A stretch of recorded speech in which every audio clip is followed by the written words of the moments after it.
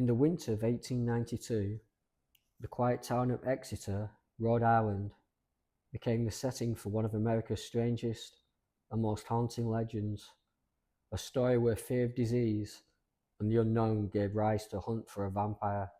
For years, the Brown family had been struck by tragedy. Mary Eliza, the mother, was the first to fall ill, then her daughter, Mary Olive, and finally, the youngest, Mercy Brown.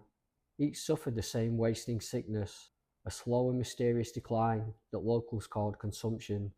Today we call it tuberculosis, but in 19th century New England, science couldn't explain it, and when the disease spread through families, the living looked to darker causes.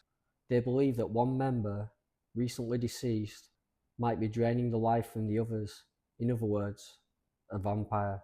By the time Mercy died, the townspeople were terrified. Her brother Edwin had fallen gravely ill, coughing blood and growing weaker by the day. Convinced that something unnatural was at work, neighbours pressured their father, George Brown, to open the family graves.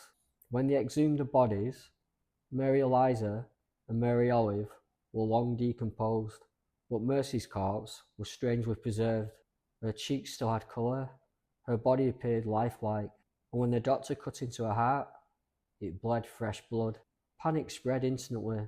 To the frightened villagers, it was proof that Mercy had become one of the undead, rising from the grave to feed on her brother's life.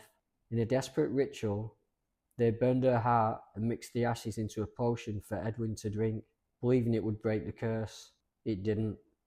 Edwin died 2 months later, but the story of Mercy Brown, the last vampire of New England, would live on for generations. A family consumed by disease, a town consumed by fear. Was it superstition or something far more sinister? In time, doctors confirmed that tuberculosis had caused every death, but the legend of Mercy Brown never faded. Her case was studied by folklorists, journalists, even by Bram Stoker, who may have drawn inspiration from it when writing Dracula. Today, her grave still stands in Exeter's Chestnut Hill Cemetery. Visitors leave coins, flowers, and notes, tributes to a girl who became a myth. Mercy Brown never rose from the dead, but her story proves that fear can make the living raise the dead themselves.